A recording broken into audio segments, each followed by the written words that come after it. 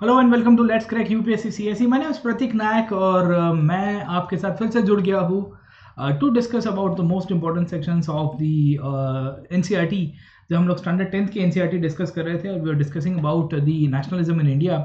Indian national movement को almost हमने discuss किया है, किस तरह से भारत को आज़ादी मिलती है, वो सब हमने प्रीवियस चैप्टर के अंदर डिस्कस किया था। आज हम लोग फिर से डिस्कस करने जा रहे हैं एनसीईआरटी के ही नेक्स्ट चैप्टर को।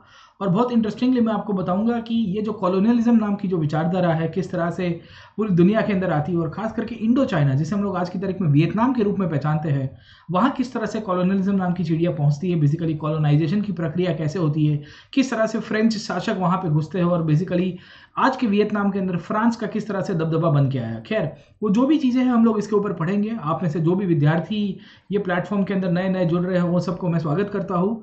और मैं पिछले 7 साल से पढ़ा रहा हूँ एनसीईआरटी के साथ साथ। I also teach on Unacademy plus. In fact आपके लिए इंपॉर्टेंट अनाउंसमेंट करने जा रहा हूँ, वो है अनअकैडमी समिट। इंडिया के top most bureaucrats, civil servants, iconic personalities वो 20 और 21 फरवरी के दिन for 2 days they are coming for you on the Unacademy platform. In fact ये एक डिजिटल समिट है जहां पब्लिक सर्वेंट्स के साथ साथ आपके टॉप मोस्ट एजुकेटर्स अपना सेशन लेके जा रहे हैं, how to prepare for civil services. In fact किस तरह से अपने लाइफ के एक्सपीरियंसेस वो शेयर कर रहे हैं और आपको उनके अनुभव के द्वारा भी बहुत सारी चीज़ें सीखने को मिलेगी। यूपीएससी के पूर्व chairman including senior bureaucrats, public personalities वो सब भी आ रहे हैं। साथों साथ अनअकैडमी के एजुकेटर्स भी इसके साथ जुड़े हुए हैं। मैं आपको सजेस्ट करूंगा कि आप हमारे साथ इस समिट के अंदर पार्टिसिपेट कीजिए। 20 तारीख को, मतलब कल का एक दिन था और आज 21 तारीख, आज के दिन भी आपको पूरा होल डे सेशंस दिखेंगे। 20 तारीख से सुबह 10 बजे से शुरू हुआ था, 21 को भी आपको ये सेशन दिखेगा। मेरा भी एक सेशन हो गया है 20 फरवरी को, 20th February on 3 PM I had a session on the Unacademy Summit। In fact जहां हिस्ट्री को लेके किस तरह से अप्रोच किए जा सकते हैं उसके बारे में मैंने डिस्कशन किया था। मैं आप लोगों को सजेस्ट करूंगा कि आप अगर रजिस्टर नहीं किया है तो आप रजिस्टर कर दीजिए, please register. It's a free summit, इसके लिए कोई आपको चार्जेस नहीं पे करने हैं। और जो भी टॉप एजुकेटर्स है उनकी स्ट्रेटजी, उनके द्वारा दिया हुआ गाइडेंस, और वो अपने एक्सपीरियंसेस शेयर करेंगे about how to go around the UPSC preparation. तो please attend it, and while attending the free session always use this code PN Live। This will get you 10 mainly in fact the registration link as well. खैर, हम लोग NCERT discuss कर रहे थे। NCERT के अंदर हम लोग आज के सेशन में डिस्कस करने वाले हैं nationalist movement in Indo China. अब देखिए, हमने है ना पिछले क्लास में अंदर नेशनलिज्म नाम की थीम पढ़ी थी, अगर आपको याद होगा। तो in the previous session I had discussed about the theme of nationalism, और मैंने ये जो थीम है, ये थीम के अंतर्गत नेशनलिज्म का उद्भव कहाँ हुआ वो बताया था। साथों साथ हमने ये थीम के अंदर इंडियन नेशनल मूवमेंट को भी देखा था। हमने तरसने की कोशिश की थी कि भारत की आज़ादी का आंदोलन किस तरह से होता है और भारत की आज़ादी का आंदोलन किस तरह से आगे चलता है ना। तो हम लोग ये जो चैप्टर है, this chapter is actually directly not given in the current version of the books. अगर आपके पास एनसीईआरटी होगी तो एनसीईआरटी के अंदर ये चैप्टर 1 और चैप्टर 2 यहाँ पे दिया हुआ है साहब, ठीक है। मतलब जो इंडियन नेशनलिज्म वाला जो टॉपिक है ये दोनों दिया हुआ है। The thing that I am highlighting right now, अभी मैं जो आपके सामने हाईलाइट कर रहा हूँ, the nationalist movement in Indo China is not given in the NCERT in the current version साहब, ठीक है। तो एक्चुअली ये चैप्टर 2 है अभी पुराने वर्जन के अंदर। नए वर्जन में चैप्टर नंबर 2 जो है वो नेशनलिज्म इन इंडिया है, जो हमने ऑलरेडी पढ़ चुके हैं साहब, ठीक है। तो आज हमारा जो सेशन है वो हम लोग डिस्कस करेंगे कि किस तरह से भारत के अलावा बाकी सारे मुल्कों के अंदर नेशनलिस्ट मूवमेंट की शुरुआत हुई। अब आपको ये लगेगा कि सर इतना सारा हम लोग को इंडियन नेशनल मूवमेंट ही याद नहीं रहता है, तो हम बाकी सारे कंट्रीज का नेशनल मूवमेंट क्यों पढ़ें। बाकी सारे कंट्री का नेशनल मूवमेंट इसके लिए पढ़ा जाता है क्योंकि ये वर्ल्ड हिस्ट्री का टॉपिक है हमारे लिए। और अगर आपको जानकारी होगी तो वर्ल्ड हिस्ट्री के अंदर यूपीएससी ने सिलेबस के अंदर 2 चीज़ें बहुत इंटरेस्टिंग डाली है। आप देखोगे तो यूपीएससी ने हिस्ट्री ऑफ द वर्ल्ड करके एक सिलेबस जीएस पेपर 1 मेंस के अंदर दिया है। ये मेंस के पेपर के अंदर UPSC has given that the events form an effect on the society from 18th century like the industrial revolution, world Wars, colonization, redrawal of boundary and decolonization, including the political philosophies like communism, capitalism and socialism, their forms and effects on society। अब आप समझने की कोशिश करोगे तो हम लोग क्यों आपको ये बता रहे हैं।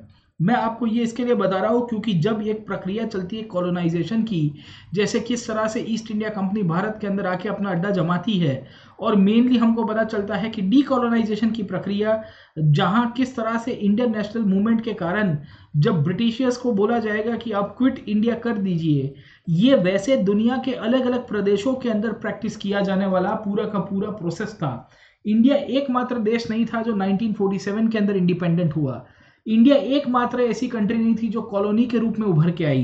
पूरे दुनिया के अंदर खास करके एशिया और अफ्रीका की बात करेंगे तो 18th और 19th सेंचुरी तक आते आते, खास करके 19th सेंचुरी के मिडिल पार्ट तक आते आते the whole world was getting colonise. पूरी दुनिया मुख्य तरह से आप देखोगे तो कॉलोनाइजेशन की प्रक्रिया से गुजर रही है, और ये कॉलोनाइजेशन की प्रक्रिया के कारण, because of this whole impetus of the colonisation process, we see that ये कॉलोनाइजेशन के कारण पूरी दुनिया के अंदर एक इनफैक्ट है ना एक्सप्लॉयटेशन का सेटअप क्रिएट हुआ। जैसे इंडिया में हुआ वैसा ही आपको वियतनाम के अंदर दिखेगा, वैसा ही आप देखोगे तो चाइना के अंदर दिखेगा, वैसा ही हमको अफ्रीका के अंदर भी दिखता है। खैर, आपको ये इसके लिए मैं वाकिफ करा रहा हूं क्योंकि यूपीएससी ने यहां से एक बार क्वेश्चन पूछा था, और क्वेश्चन 2017 की मेंस के अंदर पूछा था कि what problems were germane to the decolonisation process of Malay peninsula. मतलब आज का साउथ ईस्ट एशिया के अंदर जो मलय पेनिनसुला वाला जो रीजन है साहब, आप पकड़ के चलोगे तो यहाँ से सुमात्रा से आप इस साइड चले जाओ तो सिंगापुर मलेशिया वाला रीजन आएगा साहब। उसके बाद आप इस साइड चले जाओगे तो आपको यहाँ पे वियतनाम, कंबोडिया, लाओस जैसे कंट्रीज दिखेंगे साहब। यहाँ पे देखोगे तो आपको थाईलैंड दिख जाएगा, और थाईलैंड के ऊपर देखोगे तो आपको बर्मा दिखेगा, जिसे हम लोग म्यांमार के रूप में भी पहचानते हैं। ये जितने भी रीजन्स थे इन सब जगह के अंदर, खास करके ये जो मलय पेनिनसुला वाला जो रीजन है, यहाँ पे डीकोलोनाइजेशन में क्या क्या प्रॉब्लम हो रहा था वो पूछा था साहब। Getting a point? तो यू कैन इमेजिन कि वर्ल्ड हिस्ट्री के अंदर हमको ये इंडो चाइना का टॉपिक पढ़ना है। ये टॉपिक के अंदर हम लोग वियतनाम का जो हिस्ट्री है वो देखेंगे। हम लोग ये चैप्टर के अंदर समझने की कोशिश करेंगे कि वियतनाम को कॉलोनाइज कैसे किया गया, and over a period of time will try to see कि किस तरह से वियतनाम को डीकोलोनाइज किया जाता है। डीकोलोनाइज का मतलब ये है कि वियतनाम कैसे इंडिपेंडेंट हुआ। इंडिपेंडेंट होने के बाद वियतनाम के अंदर अमेरिका की एंट्री कैसे हुई, क्योंकि अगर आपको पता होगा तो 1969 तक आते आते अमेरिका वियतनाम के अंदर घुस जाएगा, और वियतनाम के अंदर नॉर्थ एंड साउथ वियतनाम का जो बंटवारा हुआ, जहां पे कैपिटलिज्म वर्सेस कम्युनिज्म की जो फोर्सेस है वो किस तरह से एक दूसरे के साथ फाइट करते हैं, that is part of the cold war, वो भी हम लोग को ये चैप्टर में पढ़ना है। अब आप मुझे कहोगे कि सर कैपिटलिज्म और कम्युनिज्म तो हमको ऑलरेडी मेंस के अंदर भी पढ़ना है, तो आप देखिएगा तो यहाँ कम्युनिज्म कैपिटलिज्म का टॉपिक दिया हुआ है। ये कम्युनिज्म और कैपिटलिज्म का जो टॉपिक है ये आपको वियतनाम के अंदर प्रैक्टिकेबल दिखेगा, और वियतनाम के दौरान इनफैक्ट जब पूरी दुनिया के अंदर कोल्ड वॉर नाम की प्रक्रिया हो रही है, शीत युद्ध कहते हैं उसको, तो वियतनाम को एक गिनी पिग के रूप में यूज किया गया था, जहां एक देश को पूरी तरह से इनफैक्ट है ना बांटने के बाद यहाँ पे दो फोर्सेस अपने अपने आइडियोलॉजिकल डॉक्ट्रिन्स के ऊपर फाइट कर रहे थे। तो उसी की ही प्रोसेस को हम लोग आज के क्लास के अंदर देखेंगे, समझे आप लोग? ठीक है, तो I like to introduce you. In fact आप ये चैप्टर को बहुत इंटरेस्टिंगली पढ़िएगा, क्योंकि हम लोग जब इंडो चाइना के रीजन को पहचानते हैं तो आज का मॉडर्न डे कंबोडिया भी यहाँ आएगा, वियतनाम भी आ जाएगा, थोड़ा बहुत लाहौस वाला रीजन भी हम लोग कह सकते हैं। इसको इंडो चाइना क्यों कहते हैं? क्योंकि आप देखोगे तो चाइना का प्रभाव भी एक टाइम के ऊपर था, और लेटर ऑन फ्रेंच यहाँ पे आके ऑक्यूपाई करते हैं ये सब रीजन्स को। कुछ कुछ रीजन्स में आपको बाकी यूरोपियंस की भी प्रेजेंस दिखेगी साहब। गेटिंग अ पॉइंट है ना? तो ये सब रीजन्स के अंदर हमको ये समझना है कि यहाँ पे जो फ्रेंच कॉलोनाइजेशन कैसे होता है। पहले तो आपको ये पता होना चाहिए कि ये रीजन में फ्रेंच कॉलोनाइजेशन कैसे हुआ। दूसरा हमको ये भी देखना है कि फ्रेंच कॉलोनाइजेशन के बाद किस तरह से यहाँ पे फ्रेंच डीकोलोनाइजेशन हुआ। फ्रेंच डीकोलोनाइजेशन का मतलब है कि फ्रांस की जो सरकारें थी, जैसे भारत में ब्रिटिश सरकार थी, वो कैसे यहाँ से हटती है।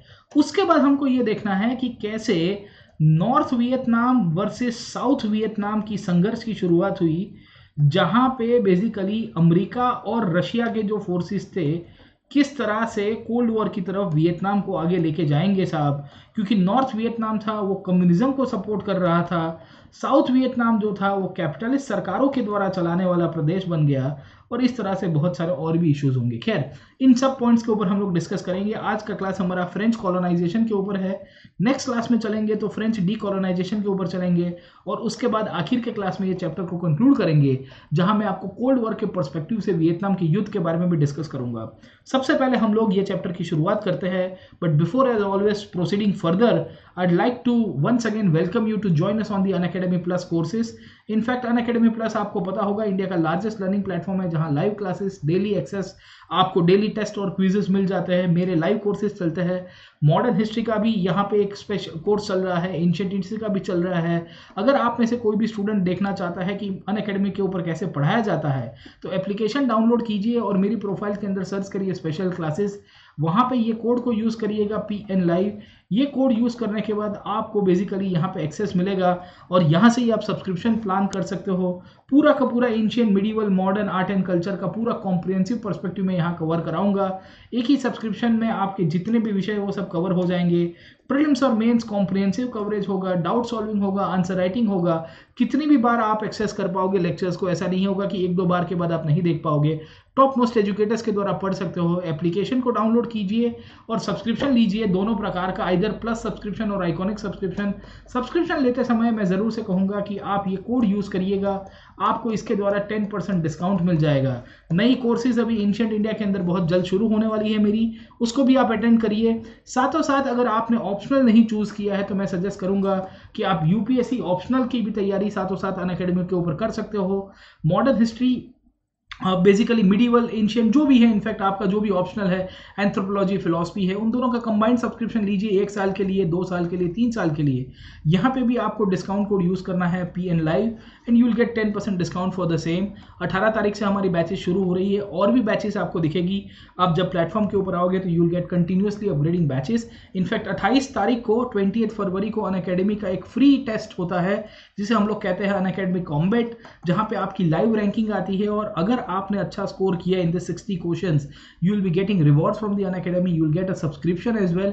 तो बहुत फायदे कारक है, ये फ्री के अंदर है। अपनी तैयारी को थोड़ा पुश कीजिए और अनअकैडमी के टॉप मोस्ट एजुकेटर्स के द्वारा ये टेस्ट को डिजाइन किया जाता है, उसकी आपको वीडियो सॉल्यूशंस मिलते हैं। तो जरूर से आप इसको भी अटेंड करिएगा। You will enjoy this preparation and simultaneously आपको यहाँ पे कुछ इनफैक्ट सब्सक्रिप्शन या आपकी जो भी रिवॉर्ड्स है वो भी गेन कर सकते हो। खैर जो भी है, हम लोग वापस चले जाते हैं वापस आज के क्लास के अंदर और समझते हैं कि आज के क्लास में हमको क्या पढ़ना है। आज का हमारा जो क्लास है मुख्यतः वो है आपका, एक तो इंडो चाइना के अंदर क्या हुआ उसका स्टडी करेंगे। The very first thing that will be discussing in this class today will be the issue of the Indo China. Indo China का मतलब क्या है बेसिकली, कि किस तरह से इनफैक्ट कंबोडिया, लाओस, वियतनाम वाले प्रदेश के अंदर जो इनफैक्ट कॉलोनाइजेशन की शुरुआत होती है और ये कॉलोनाइजेशन के बाद किस तरह से डीकॉलोनाइजेशन हुआ उसको भी हम लोग देखेंगे। अब देखिए कि यहाँ NCERT के अंदर आपको एक बहुत इंटरेस्टिंगली एक टाइमलाइन दिया हुआ है। अब आई डू नॉट सजेस्ट कि आप टाइमलाइन को रट्टा मारिए साहब, ठीक है।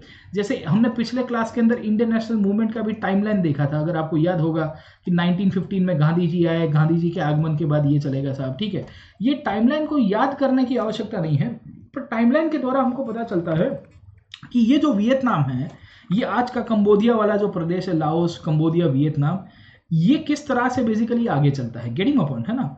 तो कहानी ये है कि ये जो रीजन था, यहाँ लोकल डायनेस्टीज पावर के ऊपर हुआ करती थी, लोकल किंग्स हुआ करते थे जिनका शासन चलता था इन दिस रीजन साहब। गेटिंग अ पॉइंट, है ना। तो 1800s के आसपास हमको पता चला कि यहाँ पे इनफैक्ट एक एम्परर बनते हैं इंसान जिनका नाम था ग्युएन या न्यूगियन के रूप में हम लोग पहचानते हैं। न्यूगियन एन करके जो बेसिकली एम्परर थे, उनके समय के दौरान एक डायनेस्टी की शुरुआत हुई बेसिकली, जिसे हम लोग कहते हैं न्यूगियन डायनेस्टी साहब। इन न्यूगियन डायनेस्टी के समय पे ये जितना भी रीजन हम देख रहे हैं आज के नक्शे के अंदर, ये साउथ चाइना सी के जस्ट नीचे वाला साहब, ठीक है ना, वहां पे इनका यूनिफिकेशन हुआ, इनकी डायनेस्टीज बनी। अब पहले जैसे भारत के अंदर रजवाड़े थे, वियतनाम के अंदर भी रजवाड़े थे, तो लेटर ऑन द 1860s तक आते आते we see that the southern part of this region was under the French colony। French colony का मतलब ये है कि फ्रेंच लोगों ने आके यहाँ पे कॉलोनाइजेशन किया। जैसे आपको पता होगा कि भारत के अंदर भी इनफैक्ट ये लोग 1768-69 तक भारत के अंदर आएंगे और सूरत और मसूलीपट्टनम के अंदर अपनी दुकान खोलेंगे। लेटर ऑन 73-74 तक जाते जाते the French will B establishing their own base at a place called Puducherry. वैसी चीज़ आपको यहाँ पे दिखेगी साहब। गेटिंग माय पॉइंट, है ना। तो ये जो southern part of the country है बेसिकली, जिसे कोची चाइना कहते हैं, वहाँ पे फ्रेंच ने अपना दबदबा बनाया। 1880s तक आते आते we come to know that the French will be unifying all this region. This include the Laos, this include the Cambodia, this include the regions of Vietnam साहब। Getting my point. तो ये जो आप green marking का area देख रहे हो साहब, ये सब रीजन्स के अंदर आपके जो फ्रांस के सरकार थी, जैसे फ्रांस के लोग भारत के अंदर भी स्थायी हुए थे पौंडीचेरी में, वैसे ही इन्होंने इन सब रीजन्स को यूनिफाई किया और इसको एक नए नाम से पहचाना जिसे हम लोग कहते हैं इंडो चाइना के रूप में साहब। गेटिंग माय पॉइंट है ना। अब ये सब पूरा रीजन इकट्ठा हो गया। अब 1880s के बाद वहां पे लोकल नेशनल मूवमेंट की शुरुआत होती है। किसकी शुरुआत होती है? 1880s के बाद यहाँ पे नेशनल मूवमेंट की शुरुआत होगी और 1880 से लेकर 1930s तक इतना प्रोमिनेंस चला जहाँ पे anti French movement, anti colonial movement की शुरुआत हुई। और ये जो एंटी कॉलोनियल मूवमेंट है इसी के ही परिणाम स्वरूप आप देखोगे तो हो ची मी करके एक लीडर उभर के आए। अगर आपको पता होगा ये वियतनाम के बहुत ही मुख्य प्रखर नेता थे जिन्होंने कम्युनिस्ट पार्टी की स्थापना की थी और वहां से ही बेसिकली हमको पता चलता है कि इनकी लीडरशिप में अब वियतनाम के इंडिपेंडेंस होने की बात चलेगी साहब। 1845 तक आते आते बेसिकली हो ची मी ने अपने आप को इंडिपेंडेंस कर दिया और उसी के बाद आप देखोगे 1854 में फ्रांस की आर्मी थी वो वियतनाम के अंदर हार जाती है और ये कंडीशन में वियतनाम पूरी तरह से एक कम्युनिस्ट कंट्री के रूप में बन गया और वहां पे साम्यवादी ताकतों का सत्ता आ गया। अब आप देखने की कोशिश करिए व्हाट इज हैपनिंग साहब। ठीक है, ये पीरियड है पोस्ट वर्ल्ड वॉर का। पोस्ट वर्ल्ड वॉर का मतलब क्या है कि जब विश्व युद्ध खत्म हुआ 1945 के अंदर, इस समय के दौरान हमको पता चल रहा है कि the world was divided into 2 power centres. पूरी दुनिया के अंदर 2 सत्ता की ताकतें उभर के आई थी। एक जो पावर सेंटर था बेसिकली जो यूएसएसआर की अध्यक्षता में था, दूसरा जो पावर सेंटर था वो अमेरिका की अध्यक्षता में था। The first power centre was USSR, the second power centre was USA, United states of America के रूप में हम लोग पहचानते हैं। पूरी दुनिया ये दोनों के दोनों पावर ब्लॉक्स के अंदर डिवाइडेड थी एंड जब ये दोनों के दोनों पावर ब्लॉक्स के अंदर डिवाइडेड थी तो यूएसएसआर बेसिकली कम्युनिस्ट फोर्सेस को बेसिकली सपोर्ट करता था और यूएसएसआर ने कहा था कि पूरी दुनिया के अंदर जहां जहां कम्युनिस्ट ताकतें सत्ता के ऊपर आने की कोशिश करेंगी हम उसको सपोर्ट करेंगे। अमेरिका कहता है कि पूरी दुनिया के अंदर जो भी कैपिटलिस्ट फोर्सेस है, अब देखो ऐसे मुंह पे तो बोलेगा नहीं कि कैपिटलिस्ट फोर्सेस है, तो अमेरिका कहता था कि हम लोग पूरी दुनिया में डेमोक्रेसी एस्टेब्लिश करने के लिए मदद करेंगे और ऐसे कोई भी देश प्रदेश जहां लोकशाही आएगी उसके लिए हम लोग कटिबद्ध है साहब। ये कंडीशन में जब हम लोग वियतनाम की बात करेंगे तो वियतनाम 1945 में जब इंडिपेंडेंस हुआ तो इस कंडीशंस के अंदर वियतनाम के 2 पार्ट के अंदर डिवीजन हो जाता है। नॉर्थ एंड साउथ वियतनाम के डिवीजन हुआ। नॉर्थ वियतनाम था जो कम्युनिस्ट के कंट्रोल में रहा, साउथ वियतनाम बेसिकली कैपिटलिस्ट के कंट्रोल में जाता है और इसी के कारण 1944 तक आते आते या 1960s तक आते आते ये जो वियतनाम का बंटवारा हुआ इसके कारण अमेरिका यहाँ पे घुस मारेगा और अमेरिका कहेगा कि भाई मैं वियतनाम को इंडिपेंडेंट कराऊंगा फ्रॉम द कम्युनिस्ट फोर्सेस। तो ये जो हो ची मी करके जो बेसिकली इनके लीडर हुआ करते थे उनको उथलाने के लिए, उनकी गवर्नमेंट को उथलाने के लिए अमेरिका बेसिकली साउथ वियतनाम की तरफ ज़्यादा चला जाएगा और इस तरह से 1960 से 1970s तक हमको पता चलता है कि बहुत बड़ा युद्ध हुआ। अमेरिका ने बहुत सारे अपने सोल्जर्स खोए and over a period of time 1976 तक आते आते वियतनाम पूरी तरह से कम्युनिज्म जिसे हम लोग सोशलिज्म के रूप में भी पहचानते हैं वहाँ पे कन्वर्ट हो जाएगा। तो इस प्रकार की जर्नी आपको वियतनाम के अंदर दिखेगी। आज का क्लास हम लोग खाली और खाली फ्रेंच कॉलोनाइजेशन की स्टोरी पे देखेंगे। नेक्स्ट क्लास में किस तरह से हो ची मी की अध्यक्षता में डीकॉलोनाइजेशन हुआ वो देखेंगे साहब, है ना। अब आप में से बहुत सारे स्टूडेंट को लगेगा कि सर ये पढ़ने की आवश्यकता क्या है, तो मैंने आपको बता दिया कि ये कॉलोनाइजेशन और डीकॉलोनाइजेशन के पर्सपेक्टिव में देखना है। जैसे भारत में ब्रिटिश ईस्ट इंडिया कंपनी ने कैसे कॉलोनी को एस्टैब्लिश किया उसी तौर के ऊपर आपको वियतनाम को भी देखना है और ये पूरी दुनिया को देखना पड़ेगा। This is the story. आपको चाइनीज कॉलोनाइजेशन के ऊपर क्वेश्चन आ चुका है, आपको अफ्रीका के अंदर स्क्रैम्बल ऑफ अफ्रीका का क्वेश्चन आया हुआ था यूपीएससी मेंस के अंदर। तो आप वर्ल्ड हिस्ट्री को लाइटली मत लीजिए, वर्ल्ड हिस्ट्री को डेप्थ में पढ़ना है, पर डेप्थ में आपको ऐसे पढ़ना है कि आपको थीम पता होनी चाहिए। You should know the theme of the topic rather than the factual aspect of the topic. समझे आप लोग, ठीक है ना। तो ये दोनों पॉइंट आपके लिए प्रोमिनेंट होते हैं। You should know the story behind that कि ये क्यों हुआ था, किस तरह से हुआ था। इंडिया जैसे ब्रिटिशर्स का गुलाम बना वैसे बाकी सारे रीजन्स में क्या हुआ था उसको हम लोग को देखना है साहब। गेटिंग माय पॉइंट, है ना। तो एनसीईआरटी शुरुआत करती है कि Vietnam gained formal independence in 1945 before India. मतलब भारत जैसे 1947 के अंदर इंडिपेंडेंट हुआ था वैसे वियतनाम तो 1945 के अंदर इंडिपेंडेंट हुआ। But it took another 3 decades of fighting before the Republic of Vietnam was formed. अब आप समझने की कोशिश करिए कि वियतनाम इंडिपेंडेंट तो 1945 में हो गया था, फिर उसके बाद करीबन 30 साल तक मतलब 1970s तक 1975 तक आते आते फाइनली वियतनाम प्रजासत्ताक बनता है, गणतांत्रिक बनता है। ऐसा क्यों हुआ था साहब? Getting my point. तो उसके पीछे की कहानी यही है कि वियतनाम में सिविल वॉर हुआ, नॉर्थ एंड साउथ वियतनाम को डिवाइड किया गया as a part of the greater political structure of the world that is known as the cold war. साहब गेटिंग माय पॉइंट है ना। तो ये जो चैप्टर है इसके अंदर सबसे पहला पार्ट वही है कि ये वियतनाम, जिसे बेसिकली इंडो चाइना कहा गया है, Indo China was the word that was use by the European साहब, वहां पे किस तरह से नेशनलिज्म चलता है साहब। जैसे इंडिया में राष्ट्रवाद आया, हमने पिछले क्लास में देखो symbols affecting the Indian nationalism, factors leading to the Indian nationalism. Bharat में कुछ कुछ परिबल ऐसे थे जिसके कारण हमारा राष्ट्रवाद मजबूत हुआ। क्या वैसा ही वियतनाम के अंदर होता है? वियतनाम की कहानी भी कुछ ऐसी है कि बेसिकली आज जो वियतनाम देखते हैं वहां पे भी अलग अलग कम्युनिटीज हुआ करती थी जैसे भारत के अंदर थी साहब, और किस तरह से ये लोग अपनी एक एंटी कॉलोनियल स्ट्रगल चलाते हैं उसको भी देखने की आवश्यकता है। We are suppose to see that as well साहब, गेटिंग माय पॉइंट है ना। तो इंडो चाइना का जो पर्सपेक्टिव है बहुत इंटरेस्टिंग है, ये चैप्टर के अंदर इसी की बात की गई है और बहुत सारी सिमिलैरिटीज और डिफरेंसेस दिखेंगे between the Indian nationalism and the Vietnamese nationalism. इन सब को हम लोग समझने की कोशिश करेंगे। अब देखते हैं कि इसको इंडो चाइना क्यों कहा जाता था साहब, why it was known as Indo China साहब, ठीक है ना। इसको इंडो चाइना के रूप में एक तो चाइना जो शब्द डाला गया है उसके पीछे का एक कारण आप समझने की कोशिश करिए कि ये जो कंबोडिया वियतनाम वाला जो प्रदेश है वहाँ पे इंडियन कल्चर, इंडियन इन्फ्लुएंस बहुत है। जैसा कि आपको पता होगा कि प्राचीन भारत के अंदर जो खेमर वंश के राजा हुआ करते थे, उन्होंने भारत के सबसे या भारत के हिंदू धर्म के सबसे बड़े मंदिर थे वो कहाँ बनाए थे साहब?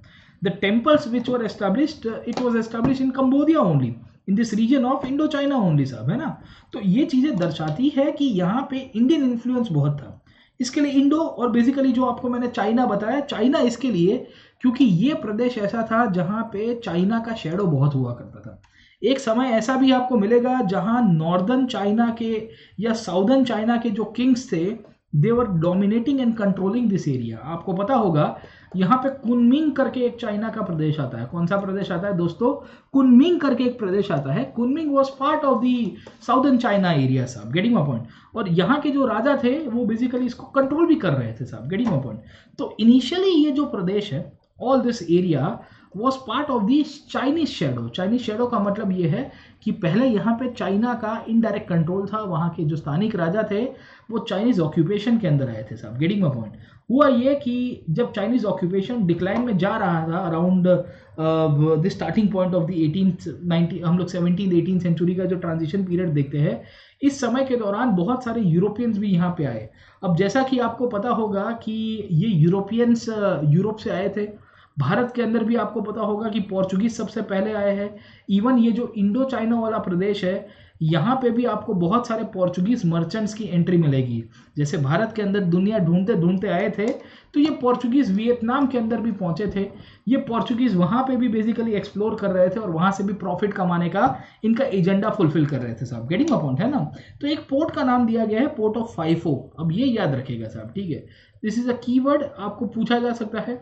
दूसरा आपको मैपिंग के अंदर भी पूछा जा सकता है, they can ask you in the mapping as well कि ये पोर्ट कहाँ पे लोकेटेड है, द पोर्ट ऑफ फाइफो साहब, ठीक है। हिस्टोरिकल सिग्निफिकेंस है आपके लिए तो आपको पता होना चाहिए साहब, गेटिंग अ पॉइंट है ना। तो ये पोर्चुगीज ने एस्टैब्लिश किया था साहब। अब ओरिजिनली कहानी क्या है साहब? इसको जब जब हम लोग इंडो चाइना कहते हैं हिस्ट्री के अंदर, याद रखेगा, it compromises 3 countries as of now, Vietnam, Laos and Cambodia. ये 3 प्रदेश इकट्ठे होकर इंडो चाइना कहा जाता है। तो इंडो चाइना का मतलब ये मत समझिएगा कि इट इज जस्ट वियतनाम साहब, ठीक है। और यहाँ पे आपको कंबोडिया दिखेगा, यहाँ वियतनाम दिखेगा, यहाँ आपको लाओस दिखेगा साहब, ठीक है। यहाँ होचिमी है, यहाँ फुनम फे है साहब, गेटिंग अ पॉइंट है ना। यहाँ आप देखोगे तो आपको लाओस का कैपिटल दिखेगा। ये जितने भी रीजन्स है इसको ही कंबाइंड वे के अंदर इंडो चाइना के रूप में पहचानते हैं। यहाँ का इतिहास हमको ये बताता है कि यहाँ बहुत सारे अलग अलग ग्रुप ऑफ पीपल रहा करते थे जो अल्टीमेटली चाइनीज एम्पायर का पार्ट थे। अब बेसिकली चाइनीज एम्पायर, जो साउदर्न चाइनीज एम्पायर है, वहां बेसिकली ये कुनमिंग वाला प्रदेश से काफी सारा कंट्रोल किया करता था साहब, गेटिंग अ पॉइंट है ना। तो we come to know that यहाँ वियतनाम के अंदर जब चाइना रूल कर रहा था, चाइनीज गवर्नमेंट, उस टाइम पे मिडीवल की बात है साहब, तो वहां पे हमको इसके कारण चाइनीज सिस्टम ऑफ गवर्नमेंट दिखेगा। एट टाइम्स हमको चाइनीज कल्चर भी दिख जाता है। चाइनीज कल्चर का मतलब ये है कि चाइना की संस्कृति का बहुत प्रभाव दिखेगा आपको। मैंड्रीन का कल्चर भी, आपको मैंड्रीन जो लैंग्वेज है वो भी यहाँ पे दिख रही है, क्योंकि जैसे भारत के अंदर ब्रिटिशर्स ने रूल किया थोड़े समय तक, थोड़े तो नहीं, खैर 200 साल के ऊपर किया, तो भारत में अंग्रेजी का प्रभाव दिखा कि नहीं दिखा। English was a language that was gifted by the British to us and it was an compulsory gift, कि बोला था कि ये आपको करना ही पड़ेगा, इसमें कोई सॉल्यूशन ही नहीं है साहब, ठीक है। तो वियतनाम के अंदर भी हमको यही दिखेगा, here in the Vietnam as well, because Vietnam was control, Indochina region was control by the China, तो this is one of the region Chinese culture, Chinese influence भी था। इनफैक्ट चाइना ने एंशिएंट वर्ल्ड के दौरान एक silk road बनाया था, अगर आपको पता होगा, इसको मैरीटाइम सिल्क रोड भी कहते हैं। आज की तारीख में चाइना इसी को ही एक नए नाम से बेचता है, जिसे हम लोग one belt one road initiative के रूप में पहचानते हैं, या बेसिकली आपको दिखेगा belt and road initiative BRI के रूप में भी पहचानते हैं।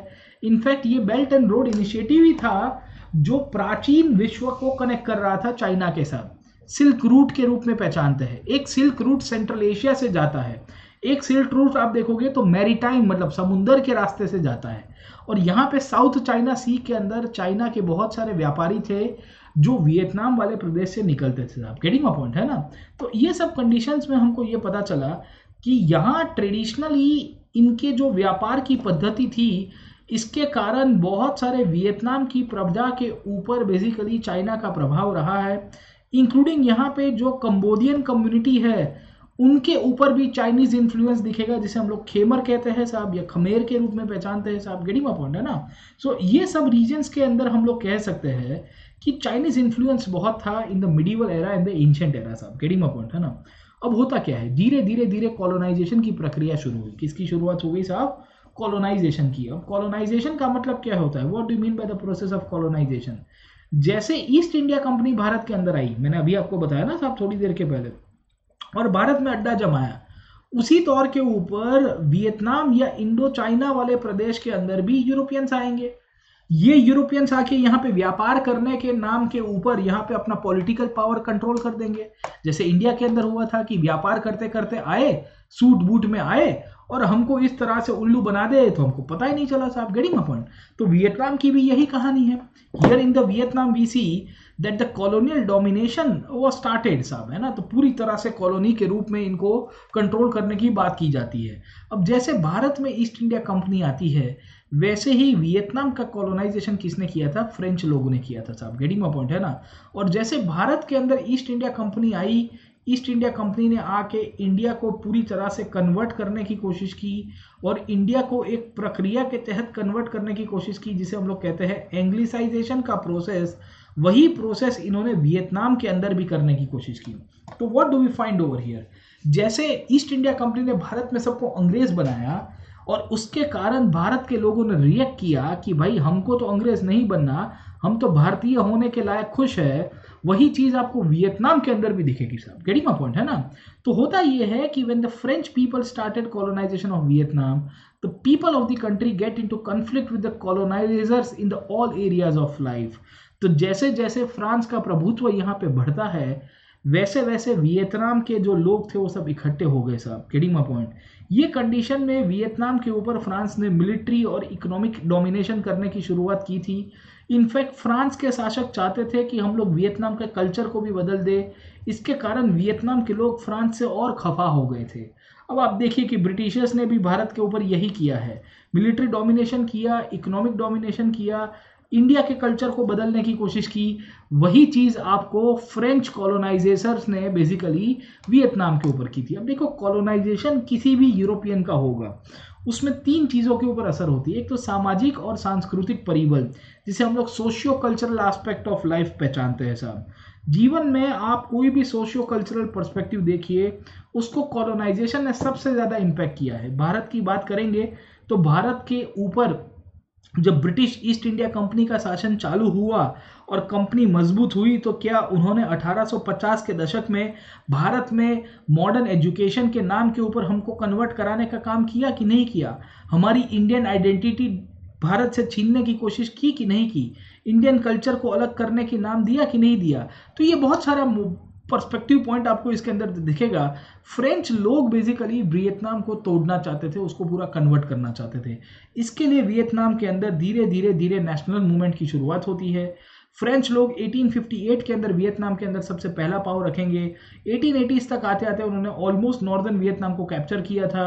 1887 तक आते आते बेसिकली ये फ्रेंच शासक थे, इन्होंने चाइनीज राजाओं को हरा दिया क्योंकि चाइना उस टाइम पे बहुत कमज़ोर था जिसका वियतनाम के ऊपर प्रभाव था। और उसके बाद फ्रेंच ने जो भी वियतनाम के आजू बाजू वाले रीजन्स है, that is the modern day Cambodia and the Laos region was captured, और इस तरह से एक मॉडर्न इंडो चाइना नाम के कंट्री की स्थापना होती है साहब। Getting my point. तो इस तरह से जैसे भारत के अंदर ब्रिटिश ईस्ट इंडिया कंपनी ने अलग अलग युद्धों के द्वारा पोर्चुगीज को हराया, अलग अलग युद्धों के द्वारा डच को हराया, ईस्ट इंडिया कंपनी ने फ्रेंच को हराया, यहाँ पे हमको पता चल रहा है कि यही फ्रेंच शासक जो थे वो चाइनीज को हराते हैं क्योंकि चाइना का प्रभाव वियतनाम के ऊपर बहुत दिखेगा साहब। Getting my point. इस तरह से we see that the French started consolidating their power and the position in the Vietnam, और वहाँ के जो लोग थे उनको बहुत दुख हो रहा था, और इसके कारण वियतनाम के अंदर क्या होता है, एक नेशनलिस्ट रेजिस्टेंस की शुरुआत होती है।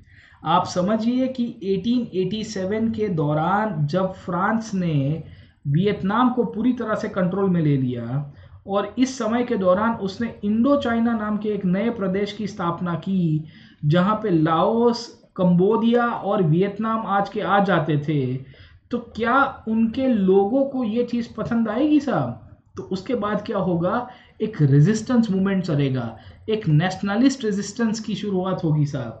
और जैसे भारत के अंदर आपको पता होगा 1882 के आसपास का पीरियड अगर आपको याद होगा, इंडिया की मैं बात करूंगा, तो इंडियन नेशनलिज्म अपने पीक के ऊपर चला जाता है। आपको जानकारी होगी तो आनंद मठ नाम की जो कविता इनफैक्ट बंकिम चंद्र चट्टोपाध्याय लिखते हैं, सन्यासी रेबेलियन और भारत माता के विचार को लेके कुछ इसी प्रकार की बातें वियतनाम के अंदर बहुत सारे पोएट्स लिखा करते थे जिन्होंने कहा कि हमारे देश के साथ क्या हो रहा है। I would feel rather face eternal darkness than see the face of the traitors. I would rather see no man than encounter one man suffering. I would rather seek nothing than witness the dismembering of the country in decline. आप समझने की कोशिश करिए कि ये क्या दर्शा रहा है। What does this thing mean साहब? ये बताने की कोशिश कर रहे हैं कि हम इनफैक्ट है ना, ये गद्दारों का चेहरा नहीं देखना चाहते, ट्रेटर्स बेसिकली। हम बेसिकली अंधेरे को स्वीकार लेंगे, पर हम लोग इनको ब्रिटिशर्स को या फ्रेंच लोगों को नहीं स्वीकारेंगे। हम वियतनाम के अंदर एक इंसान का चेहरा नहीं देखना चाहेंगे साहब, तो चलेगा, पर हमको ये कोई गोरे लोग नहीं चाहिए जो हमारा शोषण कर रहे हो साहब। गेटिंग माय पॉइंट है ना। तो ये बहुत सारा प्रोमिनेंट पॉइंट आपको वियतनाम के अंदर से दिखेगा। इनफैक्ट जब फ्रांस ने वियतनाम के ऊपर अपना कब्जा जमाया, तो इस समय के दौरान जो वियतनाम की लोकल डायनेस्टी थी जिसका नाम था नुगियन डायनेस्टी, उन्होंने बहुत सारे फ्रेंच के सामने फाइट किया। जैसे आपको पता होगा तो ईस्ट इंडिया कंपनी जब भारत के अंदर आती है तो उन्होंने बंगाल के सामने भी फाइट किया, ये ईस्ट इंडिया कंपनी ने मैसूर के सामने भी फाइट किया, ये ईस्ट इंडिया कंपनी ने मराठास के सामने भी फाइट किया। वैसे ही तौर के ऊपर आप समझने की कोशिश करिए कि फ्रेंच कॉलोनाइजेशन भी युद्ध के परिणाम से ही आया था। फ्रांस के शासक जो थे उन्होंने वहां की स्थानिक राजवंशों को खत्म कर दिया साहब। Getting my point. तो एक फ्रेंच सोल्जर की कहानी दिखाई गई है फ्रांसिस गार्नियर की। गार्नियर बेसिकली मैकोंग रिवर से चलता चलता इनफैक्ट नीचे की तरफ आएगा, और बेसिकली जो नॉर्थ का रीजन है टोंकिन वाला, वहां पे बेसिकली गार्नियर एस्टैब्लिश हुआ, और उसके बाद उसने हैनोई के ऊपर अटैक किया। हैनोई अगर आपको पता होगा बहुत ही प्रोमिनेंट सिटी है आपको वियतनाम लाओस वाले रीजन के अंदर, बट इन बिटवीन उसको मार दिया जाता है। तो वही चीज होगी साहब, है ना। पॉलिटिकल कंट्रोल ऐसे तो नहीं हो पाएगा। आपको पॉलिटिकल कंट्रोल चाहिए तो फिर वहां की स्थानिक राजाओं को उथलाना पड़ेगा साहब। गेटिंग माय पॉइंट है ना। तो ये जो मैकोंग है ये बहुत प्रोमिनेंट है। इनफैक्ट आपको पता होगा कि मैकोंग जो नदी है उसकी खासियत क्या है साहब, ठीक है। इसका ओरिजिन साउथ चाइना के अंदर है, but the present Mekong river का अगर आप फ्लो देखोगे तो ऑलमोस्ट आपकी ये लाओस से लेके कंबोडिया वाले रीजन से पास ऑन होके चलेगी साहब। गेटिंग माय पॉइंट है ना। तो ये मैप के अंदर शायद नदी के बारे में इन्होंने नहीं ड्रॉ किया है साहब, ठीक है ना। ये मैकोंग आपको यहाँ दिख जाएगी, if you can see over here, this is the Mekong river साहब, है ना। ये मैकोंग है, तो इस तरह से उभर के आती है, this is the Mekong river साहब, ठीक है ना। ये मैकोंग रिवर यूं करते करते करते करते करते फाइनली यहाँ पे साउथ चाइना सी के दौरान इनफैक्ट चली जाएगी साहब। गेटिंग माय पॉइंट है ना। तो ये मैकोंग नदी है, ये मैकोंग नदी को एक्सप्लोर करने का काम ये फ्रेंच ने किया था साहब, ठीक है, क्योंकि चाइना से उभर के आती है, साउथ चाइना से साहब, है ना। तो ये लोग बेसिकली नदियों का मैपिंग करते थे उस टाइम के अंदर। क्यों करते थे?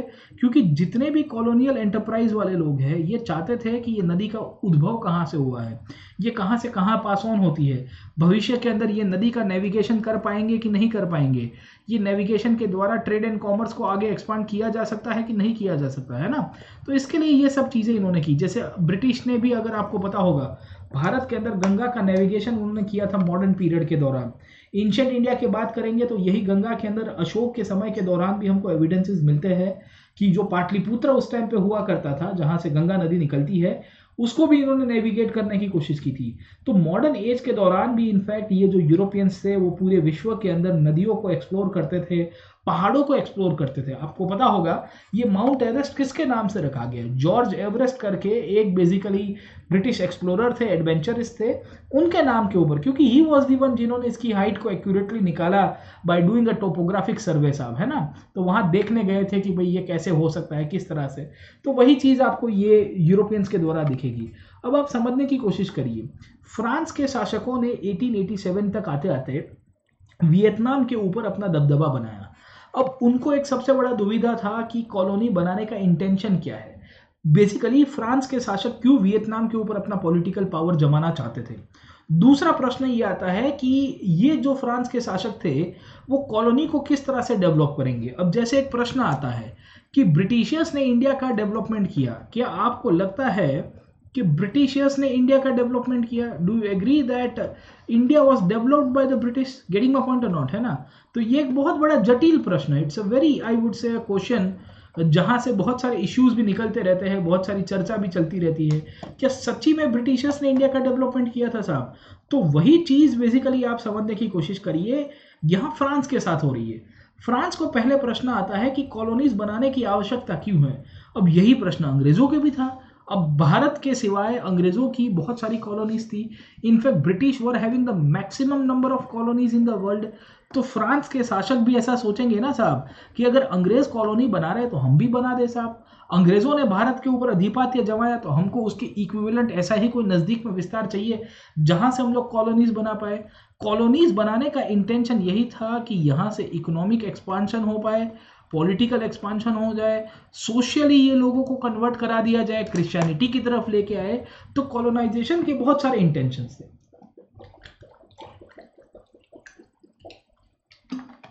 ब्रिटिश जब इंडिया आए, when the British came to India, they had their own thoughts and ideas towards the development of India साहब।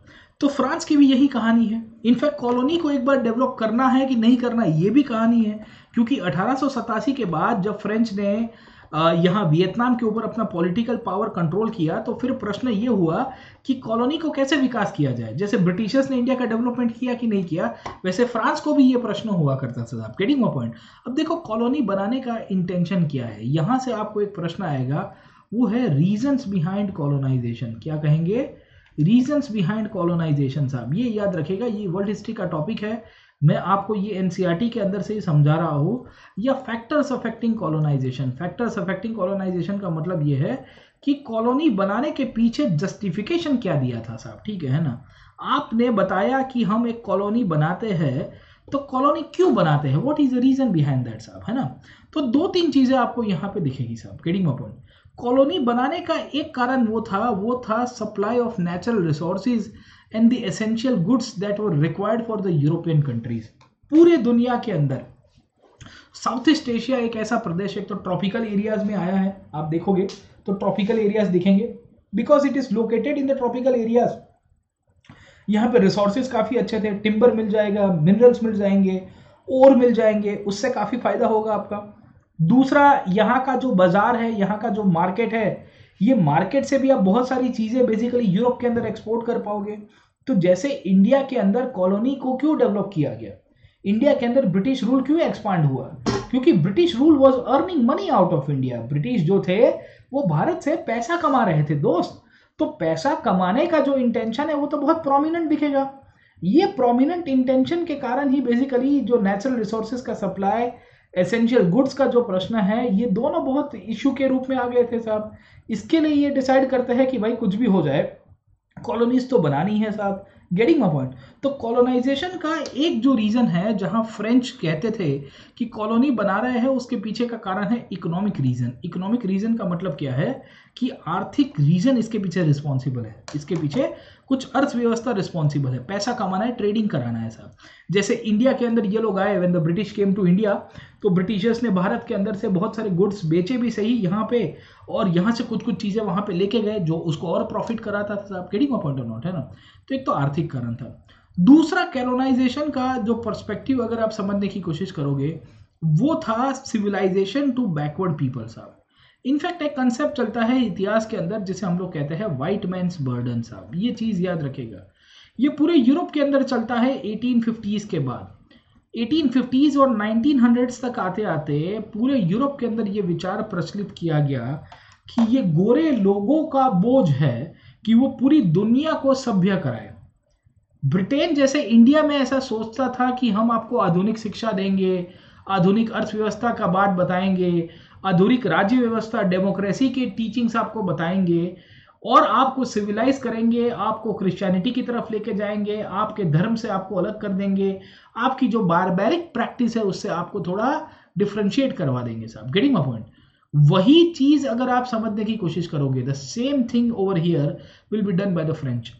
फ्रेंच लोगों का भी ये मानना था कि हम लोग बहुत एडवांस्ड है, we are so much advance, and because we are so much advance we want to bring the benefits of civilisation to the backward people. वो कहते हैं कि इंडो चाइना का जो प्रदेश है ये बहुत ही बैकवर्ड एरिया है, because it's a very backward area we want to civilise them साहब, है ना।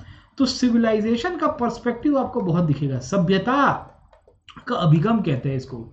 और बेसिकली ये जो सभ्यता का अभिगम जिसे हम लोग पहचानते हैं, इसके आधार के ऊपर भी इन्होंने राष्ट्रवाद को और मजबूत कराने की कोशिश की, इन्होंने नेशनलिज्म को और क्या कहते हैं बेसिकली कॉलोनाइजेशन को और स्ट्रॉन्ग करने की कोशिश की, और कॉलोनाइजेशन की प्रक्रिया को और डेवलप कराया साहब। गेटिंग माय पॉइंट, है ना। इनफैक्ट इनका मानना था कि कॉलोनी से हम लोग बहुत फायदा उठा सकते हैं, और फायदा क्या उठा सकते हैं कि अगर कोई कोई कॉलोनी के अंदर एग्रीकल्चर बहुत अच्छा है साहब, तो वहां पे एग्रीकल्चर के रिलेटेड इंफ्रास्ट्रक्चर क्रिएट करके कैश क्रॉप्स को प्राधान्य देते हुए हम लोग ज्यादा काम कर सकते हैं। अब देखो फ्रेंच लोगों की कहानी क्या है। इन्होंने दक्षिण चाइना के वहां से उद्भव होने वाली मेकोंग नदी का पूरा टोपोग्राफिक सर्वे किया था। Because they had done the topographic survey of the Mekong river, they knew कि यहाँ का कैचमेंट एरिया क्या है, और उनको ये चीज भी पता चल गई थी कि यहाँ पे कौन से क्रॉप्स हो सकते हैं। तो यहाँ के किसानों को जब इन्होंने पॉलिटिकल कंट्रोल में लिया, तो इनको कहा गया कि हम जो बोलेंगे उस हिसाब से आपको क्रॉप्स उगाने हैं, पानी हम आपको ला के देंगे, आप पानी की चिंता मत करिए, आपका खेत नदी किनारे नहीं है तो हम आपके लिए कैनॉल बना के देंगे, हम आपके लिए एक नहर बना के देंगे, पर हम कहेंगे वो आपको अनाज की खेती करनी पड़ेगी साहब। तो कॉलोनाइजेशन की जो प्रक्रिया है उसमें फ्रेंच ने बहुत सारी कैनॉल्स को बनाया, और कैनॉल्स के द्वारा जो लैंड है उसको बेसिकली ड्रेन करने की शुरुआत की। इससे फायदा ये हुआ कि कल्टीवेशन आपका बढ़ता है साहब। तो एग्रीकल्चर के अंदर जो पूरा का पूरा जो डेवलपमेंट है वो जरूरी था कॉलोनीज को बनाने के लिए और कॉलोनीज का विकास करने के लिए साहब। गेटिंग माय पॉइंट, है ना। तो फ्रेंच की जो कहानी है, ये फ्रेंच लोग अपने खुद के फायदे के लिए, जैसे ब्रिटिशर्स ने भी भारत के अंदर इरिगेशन का डेवलपमेंट कराया था। You might be aware that the British that did the development of the Indus river delta, and also we come to know about the Ganga के अंदर भी जो डेल्टा रीजन है वहां पे भी अंग्रेजों ने अपना डेवलपमेंट कराया था। क्यों कराया था? व्हाई द ब्रिटिश साहब? क्योंकि उनको पता है कि इरिगेशन बढ़ेगा, जितना इरिगेशन बढ़ेगा साहब उतना इनफैक्ट आपका इंफ्रास्ट्रक्चर बढ़ेगा। इनफैक्ट ये इरिगेशन के लिए जो भी आपको कैनॉल बनानी है, डैम्स बनाना है, उसके लिए आपको लेबर की आवश्यकता नहीं है। क्यों लेबर की आवश्यकता नहीं है? क्योंकि आप जो कंट्री को पॉलिटिकली कंट्रोल कर रहे हो, वो कंट्री के लोगों को आप एक हंटर मारोगे तो सब के सब बोलेंगे कि जी सर, आप बोलोगे वो काम करने के लिए तैयार है पर मारना मत साहब, ठीक है, फोर्स लेबर के द्वारा साहब। Getting my point. और इससे फायदा ये होगा कि जितना आपका एग्रीकल्चर बढ़ेगा, ये डेल्टा वाला रीजन है, यहाँ से आपका अनाज के अंदर चावल बहुत होता था, भात कहते हैं हम लोग, है ना, चावल के रूप में पहचानते हैं, गेटिंग माय पॉइंट, वो एक्सपोर्ट किया जाता था। Rice was kind of a cash crop for the Vietnamese French government, और इसके द्वारा इन्होंने इरिगेशन की चैनल्स बनाई, फैसिलिटीज क्रिएट की, एंड दे वांटेड कि राइस का कल्टीवेशन जितना ज़्यादा होगा उतना ही प्रॉफिट इनके लिए ज़्यादा होगा साहब, गेटिंग माय पॉइंट। भारत के अंदर यही चीज़ किसके लिए की गई थी? क्या इंडिगो के लिए की गई थी कि नहीं की गई थी? क्या यही चीज़ आपके शुगर केन के लिए की गई थी कि नहीं की गई थी? क्या यही चीज़ भारत के किसानों के लिए कॉटन के ऊपर की गई थी कि नहीं की थी? तो जैसा प्रदेश इस प्रकार की राज्य और अर्थव्यवस्था को क्रिएट करना, पर घुमा फिरा के कुछ ऐसे क्रॉप्स की तरफ फोकस करना जहां से आप फायदा करा पाओ साहब। कोई भी प्रदेश को कॉलोनी के रूप में जब आप एस्टैब्लिश करते हो, जहां पे आपका पॉलिटिकल और इकोनॉमिक कंट्रोल आता है, तो वहां से बहुत सारा पैसा कमा जा सकते हैं। एक टाइम के अंदर वियतनाम में राइस का कल्टीवेशन बहुत लिमिटेड हेक्टर्स में हुआ करता था। 1873 के अंदर करीबन 2.25 हेक्टर था, 3.25 हेक्टर था। वही बेसिकली आप देखोगे तो 1.1 मिलियन हेक्टर हो जाता है 1900s में, और वही 1930 तक आते आते 2.2 मिलियन हेक्टर्स हुआ। जितना राइस का प्रोडक्शन ज़्यादा उतना ही राइस का एक्सपोर्ट ज़्यादा, जितना राइस का एक्सपोर्ट ज़्यादा उतना ही ये फ्रेंच जो अथॉरिटीज़ है उनको फ़ायदा होगा साहब, getting my point. So you can imagine कि 1931 तक आते आते वियतनाम अपने 2/3 से ज़्यादा राइस का प्रोडक्शन एक्सपोर्ट करता था, और 1931 में third largest exporter of rice in the world बन जाएगा। आयरनी ये थी कि वियतनाम के खुद के लोगों के पास यहाँ चावल खाने के लिए नहीं बचता था, क्योंकि जो चावल बचता था वो बेसिकली आपके यहाँ पे एक्सपोर्ट करवा दिया जाता था। ये कहानी आपको French colonisation and French domination in Vietnam के रूप में दिखेगी, जहां वियतनाम का अब एक्सप्लॉयटेशन होने की शुरुआत हुई। ये एक्सप्लोटेशन के रूप में आप समझने की कोशिश करिए तो अलग अलग प्रकार के इंफ्रास्ट्रक्चर प्रोजेक्ट्स को डेवलप कराया गया। ये प्रोजेक्ट्स के द्वारा ट्रेड कॉमर्स को बढ़ावा दिया गया, मिलिट्री के लिए बड़े बड़े कैंटोनमेंट्स बने, और इसके द्वारा पूरे के पूरे रीजन को कंट्रोल किया गया। इसी तरह भारत की जब हम लोग बात करेंगे तो भारत के अंदर भी क्या अंग्रेजों ने किया था कि नहीं किया था? क्या डलहौजी ने हाईवेज, रेलवेज और रोडवेज का डेवलपमेंट करवाया था कि नहीं कराया था? भारत के अंदर अलग अलग रीजन्स के अंदर मिलिट्री कैंटोनमेंट्स को क्रिएट किया गया था कि नहीं किया गया था? ये कराने का इंटेंशन यही था कि भारत को पूरी तरह से इंटीग्रेट किया जाए। जितना इंटीग्रेशन होगा उतना ही आपका ट्रेड एंड कॉमर्स बढ़ेगा, जितना ट्रेड एंड कॉमर्स बढ़ेगा उतनी ही सरकार को फायदा होगी, क्योंकि कॉलोनी का मेन इंटेंशन ही होता है आप इकोनॉमिक एक्सप्लॉयटेशन करिए by using the political power in your hand.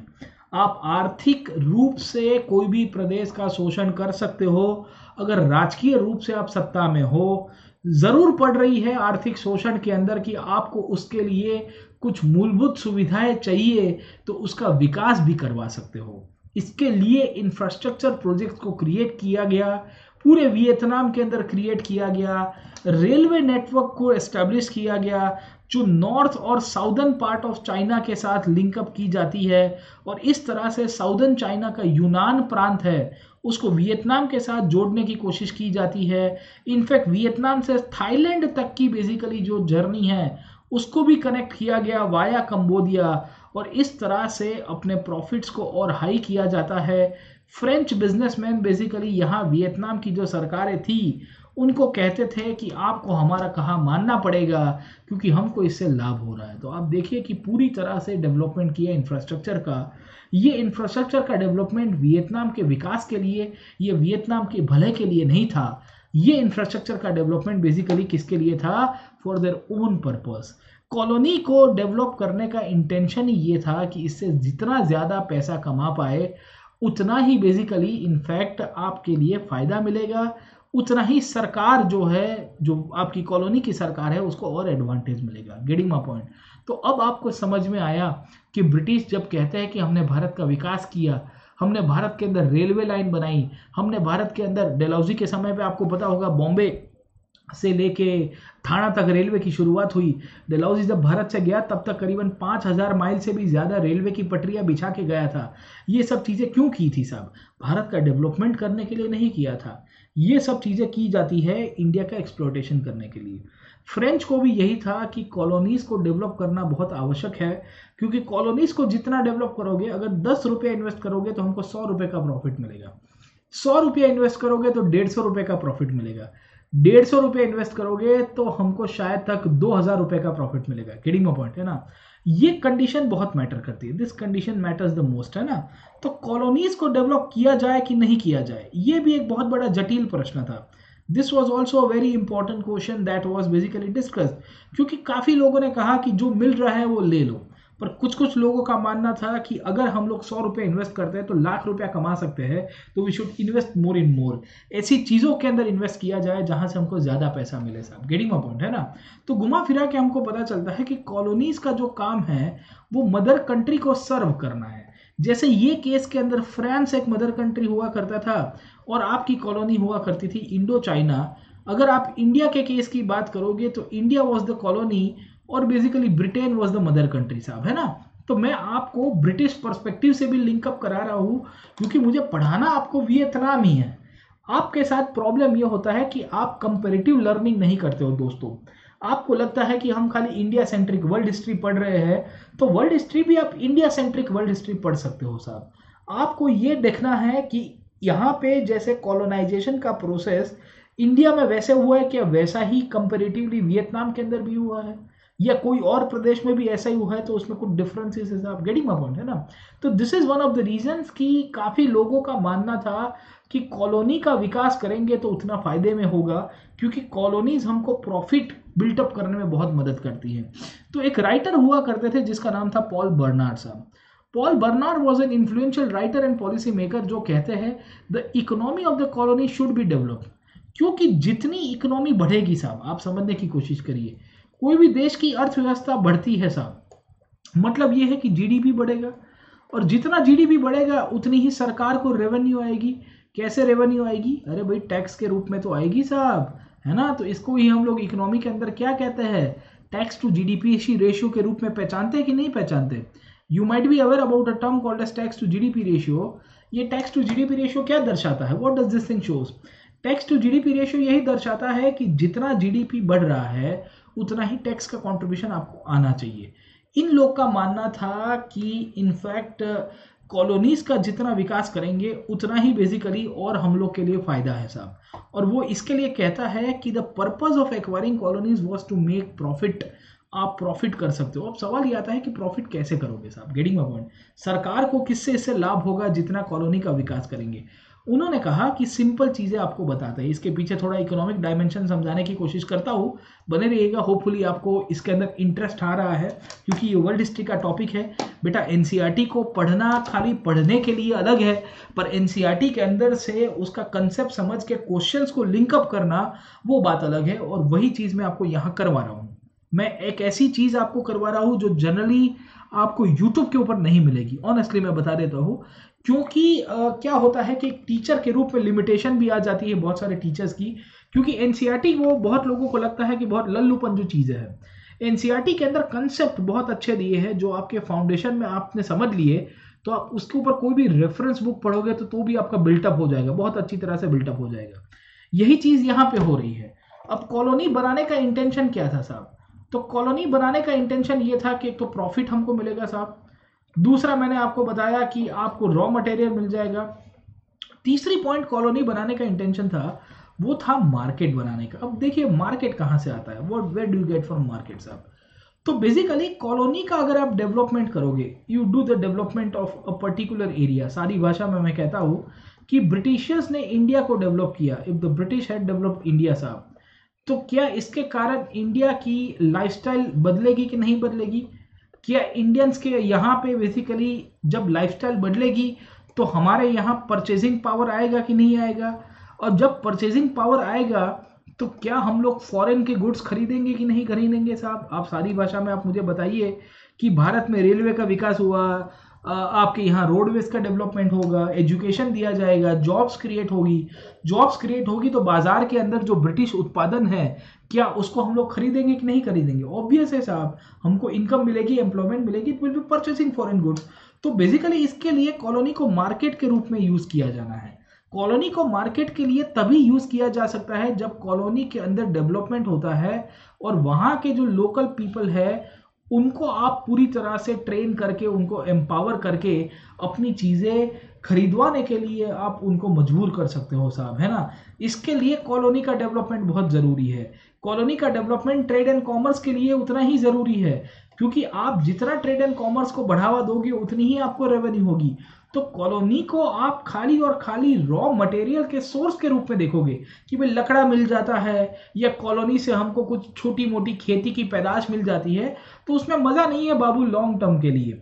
Colony को अगर आप एक्सप्लोर करना चाहते हो और एक्सप्लोर करने के बाद एक्सप्लॉइट करना चाहते हो तो कॉलोनी के अंदर जो इकोनॉमिक डेवलपमेंट है वो करने की आवश्यकता है, क्योंकि लोगों का स्टैंडर्ड ऑफ लिविंग बढ़ेगा उतने ही लोग बेसिकली आपके सामानों को ज्यादा खरीदेंगे।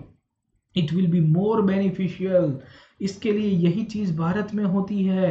यहाँ पे फ्रांस की बात करेंगे तो फ्रांस ने लोगों के अपनी जो लाइफस्टाइल है वो इम्प्रूव कराने के लिए फ्रांस ने अलग अलग माध्यम अपनाए, जैसे मॉडर्न एजुकेशन दिया, जैसे उनको ट्रेन किया गया, उनको फ्रेंच कल्चर से वाकिफ किया गया और कहा गया कि आपको फ्रांस का नागरिक के रूप में बन जाना है, आपको जैसे फ्रांस के नागरिक के जैसे सोचना है। क्यों? क्योंकि आप जितना एक यूरोपियन के स्टाइल में आप अपनी थॉट को डालोगे उतनी ही आप यूरोपियन चीज़ों को कंज्यूम करोगे। जितनी आप यूरोपियन चीज़ों को कंज्यूम करोगे उतनी ही वहाँ के जो लोकल मैन्युफैक्चर है जो यूरोप में बैठा है उसको फायदा मिलेगा साहब। Getting my point? And this is one of the reasons कि देयर वर पीपल वो कहते हैं कि मार्केट एक्सपांड होगा, ज़्यादा प्रॉफिट मिलेगा, और ज़्यादा प्रॉफिट मिलेगा तो इवेंचुअली हमारी इंडस्ट्रीज़ को, हमारी यहाँ पे जो भी ट्रेडर्स है उनको फायदा है। तो इंडो चाइना की कॉलोनी को एक रॉ मटेरियल के सोर्स के रूप में ना देखा जाए। अगर आपको इंडो चाइना का विकास करना है तो उसके यहाँ पे जो बैरियर्स है वो हटा दो और इसको पूरी तरह से यूनिफाई करिए तो ज़्यादा ठीक रहेगा। गेटिंग माय पॉइंट और नॉट, है ना। तो इस तरह से ये बर्नार्ड कहता है कि कॉलोनी का डेवलपमेंट बहुत आवश्यक है। भारत के अंदर भी इसी बेसिस के ऊपर ब्रिटिशर्स ने डेवलपमेंट कराने की कोशिश की थी।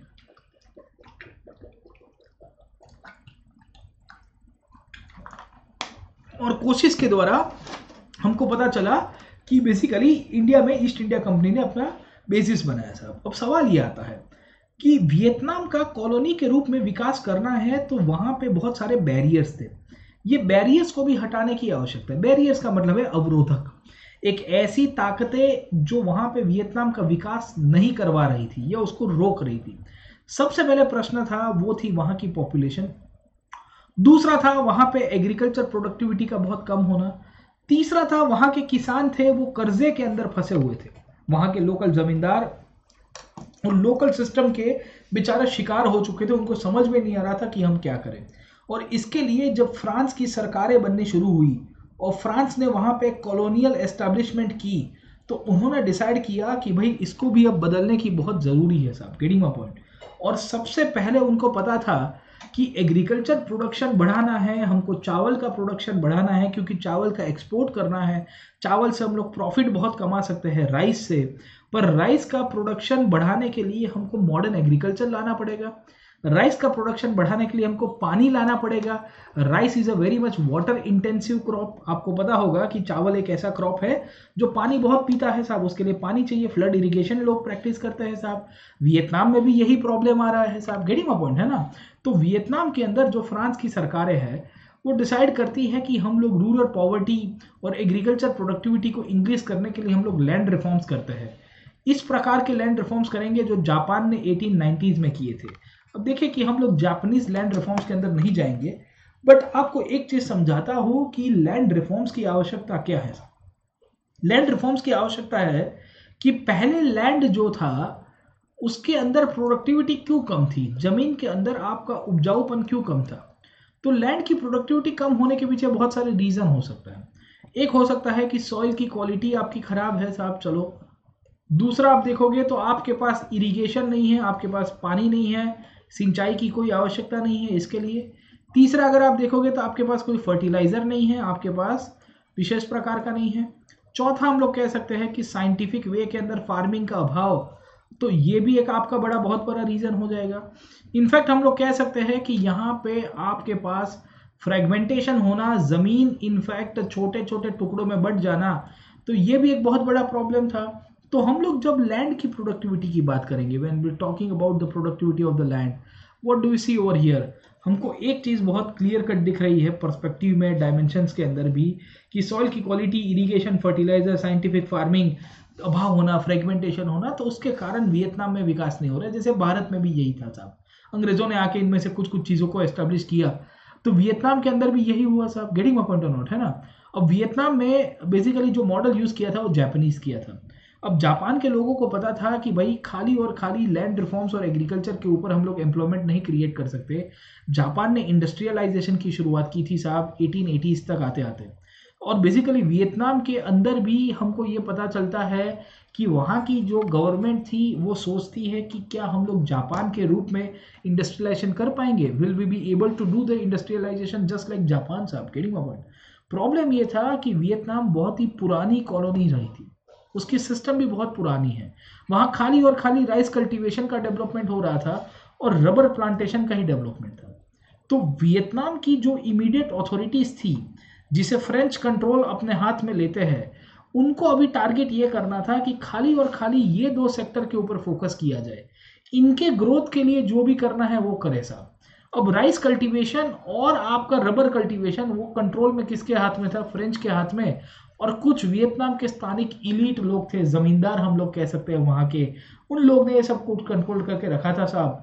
और यहाँ पे बेसिकली इन्होंने क्या किया कि डेवलपमेंट करने की कोशिश की, रेलवेज का डेवलपमेंट कराया, पोर्ट फैसिलिटीज बनाई। इन दोनों के डेवलपमेंट के पीछे का कारण वही था कि वियतनाम वाले रीजन के अंदर से हम लोग रबर ले, राइस ले, और इन दोनों कमोडिटीज को क्या कर पाए, एक्सपोर्ट कर पाए। जितना ज्यादा एक्सपोर्ट करोगे उतना प्रॉफिट मिलेगा।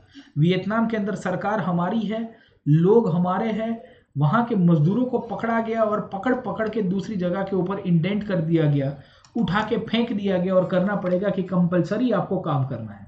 अब आप देखिए कि क्या इंडेंचर लेबर का उपयोग ब्रिटिश सरकार ने भारत में किया था कि नहीं किया था। आप देखोगे तो यही शब्द आपको एक दिखेगा, इंडेंचर्ड इंडियन लेबर।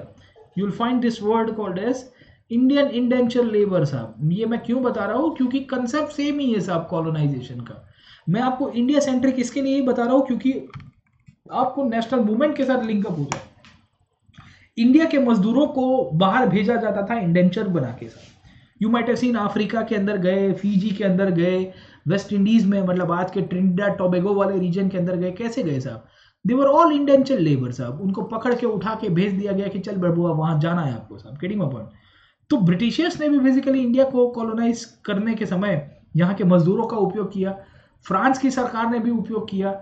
इनफैक्ट यहाँ पे फ्रांस के सरकार के पास मौका अच्छा था कि ये जो पॉल बर्नार्ड ने कहा था उस तरह से इकोनॉमिक डेवलपमेंट कराए। वियतनाम की सरकार बेसिकली इंडस्ट्रियलाइजेशन नहीं करती है, जैसे इंडिया के अंदर भी आपको नहीं दिखेगा साहब। गेटिंग माय पॉइंट, है ना। तो वी सी दैट वियतनाम का जब कॉलोनाइजेशन हुआ तो लिटिल इंडस्ट्रियलाइजेशन दिखेगा, जैसे इंडिया के अंदर भी यही होता है। आज़ादी के बाद इसके लिए हम लोग इंडस्ट्रियलाइजेशन के ऊपर चले गए। आज की तारीख में भी भारत की सरकार इंडस्ट्रियलाइजेशन बढ़े, हम खुद का प्रोडक्शन करें, उसके ऊपर काम कर रही है।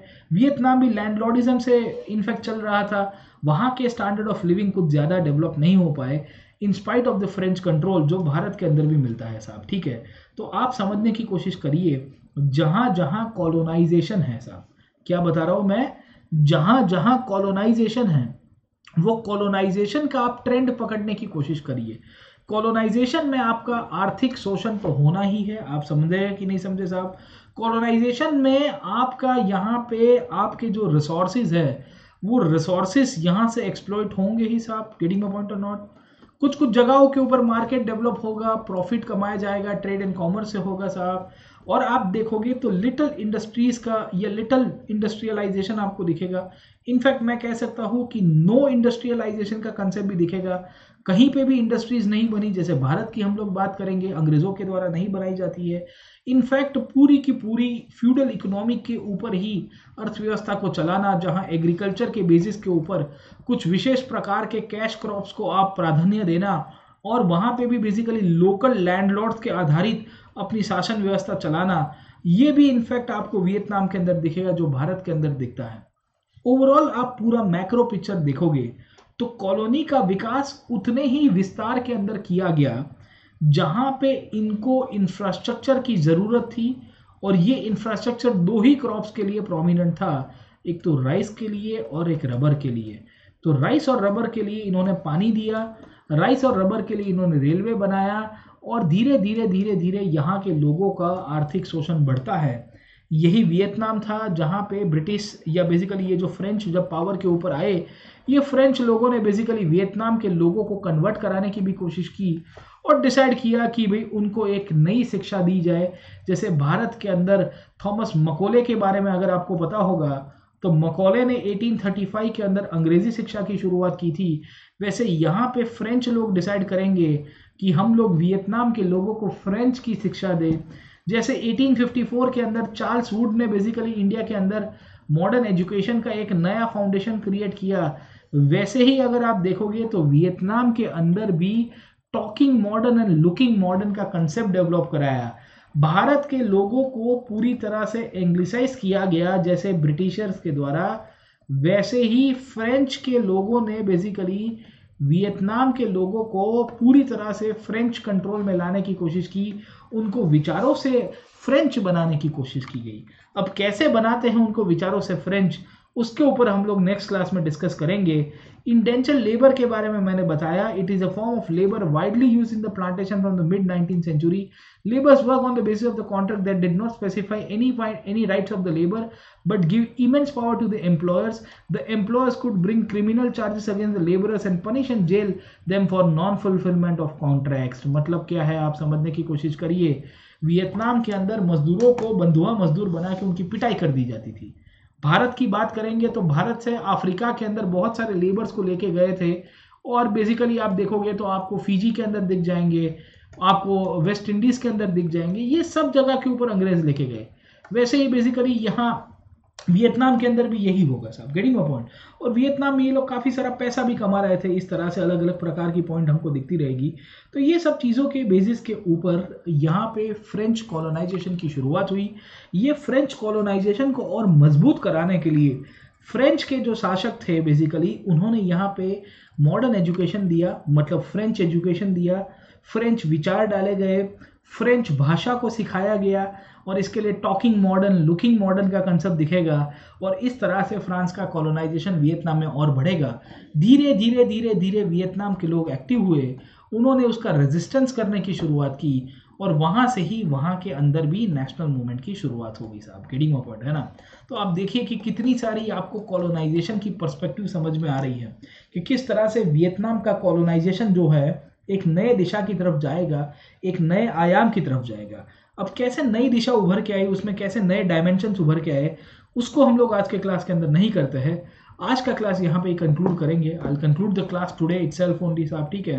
होपफुली मैं आशा करता हूँ कि आपको ये टॉपिक समझ में आया होगा, क्योंकि ये टॉपिक जो है ये वर्ल्ड हिस्ट्री के साथ जुड़ा हुआ टॉपिक है, और मैं आपको जो पढ़ा रहा हूँ उसमें मैंने अभी आपको जो टॉपिक पढ़ा है वो है कॉलोनाइजेशन, और कॉलोनाइजेशन के अंतर्गत मैंने आपको बताने की कोशिश की है कि कैसे फ्रेंच ईस्ट इंडिया कंपनी और लेटर ऑन फ्रेंच गवर्नमेंट की बात करेंगे, उन्होंने इंडो चाइना नाम के रीजन को कैसे कॉलोनाइज किया साहब, ठीक है। नेक्स्ट क्लास में अभी कॉलोनाइजेशन ही करेंगे, उसके बाद मैं इसी के ही डीकॉलोनाइजेशन के ऊपर बताऊंगा, और फिर उसके बाद आपको वियतनाम को कम्युनिज्म वर्सेस कैपिटलिज्म के पर्सपेक्टिव से भी समझाऊंगा, ठीक है। तो ये चैप्टर को आप थीम के हिसाब से देखिए, don't read this chapter for the sake of reading. मेरा यूपीएससी के जितने भी विद्यार्थी हैं उनको एक ही चीज समझाने का इंटेंशन है, वो है चीजों को सिलेबस के साथ लिंकअप करने की आदत बना दीजिए। मैं बच्चों को पूछता हूँ कि आपने एनसीईआरटी पढ़ी, बोले हाँ सर पढ़ ली। मैंने कहा कि कॉलोनाइजेशन पढ़ा? बोले सर वो क्या होता है? मैंने बोला ये वियतनाम की स्टोरी दी है कि नहीं दी है? बोले हाँ हाँ सर दिया हुआ है। तो मतलब फ्रेंच कैसे किस तरह से वहाँ पे एस्टेब्लिश हुए, फ्रेंच ने क्यों वियतनाम के अंदर डेवलपमेंट किया, फ्रेंच ने कैश क्रॉप्स के ऊपर फोकस किया कि फूड क्रॉप्स के ऊपर फोकस किया, कौन से क्रॉप के ऊपर फोकस किया? भारत में इंडिगो, कॉटन, शुगर केन के ऊपर फोकस किया गया, वियतनाम के अंदर रबर, क्योंकि वहां पे नेचुरली हो रहा है, बहुत सारे झाड़ों के ऊपर हो रहा है साहब। और दूसरा आप देखोगे तो आपको राइस दिखेगा, क्योंकि बहुत पैडी कल्टीवेशन हो रहा है, खाने में भी पैडी खाते हैं ये लोग। क्यों किया गया? प्रॉफिट कमाने के लिए, एक्सप्लॉइट करने के लिए। इंफ्रास्ट्रक्चर क्यों बनाया गया? वही चीज है ना, वही चीज इंडिया के ऊपर पूछी जा सकती है, वही चीज अफ्रीका के अंदर पूछी जा सकती है। और जब वियतनाम वहां पे रेजिस्टेंस शुरू करेगा, when the people of Indochina will start their resistance, this resistance will lead to a process called as the decolonization. This will lead to a process called as decolonization. What do you mean by the word decolonization, my friend? Decolonization का मतलब ये है कि अब यहाँ पे जो वहाँ के स्थानिक लोग थे वो कहते हैं कि हम हथियार रखते हैं, हम बंदूक रखते हैं, या वो बंदूक उठाते हैं, और जो फ्रेंच को कहते हैं कि भाई हम हथियार रखते हैं, अब तुम्हारा खत्म हो गया, अब तुम निकलो यहाँ से साहब, केड़ी मपो। तो फ्रेंच हट जाएंगे। फ्रेंच हटेंगे तो नॉर्थ एंड साउथ वियतनाम नाम के दो कंट्रीज उभर के आ गए, क्योंकि बंटवारा हो गया कम्युनिटी के ऊपर, आइडियोलॉजी के ऊपर, और कैपिटलिज्म वर्सेस कम्युनिज्म की संघर्ष हुई। इसकी व्याख्या क्या है, what is the difference between the two, ये किस तरह से डेवलप हुआ, उसको भी नेक्स्ट क्लासेस में पढ़ेंगे। तो ये चैप्टर को don't take it for granted, this is my humble request to all of you. It is not given in the normal NCERT books. By the way मैं कह देता हूँ कि अगर आपके पास लेटेस्ट वर्जन है ना, तो उसमें खाली चैप्टर नंबर 1 और 3 दिया हुआ है। अगर आपके पास ये किताब का लेटेस्ट वर्जन है, उसमें नेशनलिज्म इन यूरोप और नेशनलिज्म इन इंडिया दिया हुआ है, उसमें बीच में से चैप्टर नंबर 2 उड़ा दिया है उन्होंने। पर बिकॉज मैं वर्ल्ड हिस्ट्री के पर्सपेक्टिव से ये चैप्टर पढ़ा रहा हूँ, इसके लिए मैं आपको इसमें डेप्थ में लेके जा रहा हूँ। तो आपके पास ये वर्जन नहीं है किताब का तो चिंता मत करिए, ये लाइव क्लास को देखते रहिएगा, अंडरस्टैंडिंग आपकी बनती रहेगी और पिक्चर क्लियर होता रहेगा साहब, ठीक है ना। चलिए कंक्लूड करते हैं आज के क्लास को। Like, share and subscribe to this platform, and please do tell us about how you feel about this classes. And ज़रूर से अगर आप सब्सक्रिप्शन लेना चाहते हो तो आप ज्वाइन कीजिए। इनफैक्ट वर्ल्ड हिस्ट्री का भी कोर्स बहुत जल्द आएगा, एंशिएंट मिडीवल का नया कोर्स आ रहा है, आंसर राइटिंग के साथ आपकी तैयारी होगी। और आप जब सब्सक्रिप्शन ले तो ये कोड को ज़रूर से यूज़ करिएगा, please use this discount code PN Live। ये PN Live के डिस्काउंट कोड के द्वारा आपको कॉम्प्रिहेंसिव कवरेज भी मिलेगा और साथों साथ 10% ऑफ भी मिलेगा साहब, ठीक है। इवन आप अनअकैडमी के ऊपर फ्री क्लासेस भी अटेंड करना चाहते हो तो आपको एक अनलॉक कोड पूछा जाएगा, उसमें भी आप PN Live यूज़ कर सकते हो। This is the main code for you for joining any Unacademy class, be it the subscription classes, be it the free classes. Free class हो या सब्सक्रिप्शन क्लास हो, आप ये PN Live कोड यूज़ करिए और हमारे साथ जुड़िए साहब, ठीक है। हम यहाँ पे कंक्लूड करते हैं, and I will see you in the next class. Till then keep studying and all the best, and please do attend the summit 21 फरवरी को, 20 और 21 फरवरी। 20 तो खैर चला गया, 21 फरवरी अभी भी थोड़ा आपको टाइम मिल जाएगा, तो आप रजिस्टर करिए। डिस्क्रिप्शन लिंक आपको इसकी जो लिंक है डिस्क्रिप्शन बॉक्स में दी गई है, और अपनी जो UPSC की प्रिपरेशन है उसको ट्रांसफॉर्म कीजिए साहब, है ना। Thank you very much, keep studying and all the best. I will see you in the next session. Till then keep studying.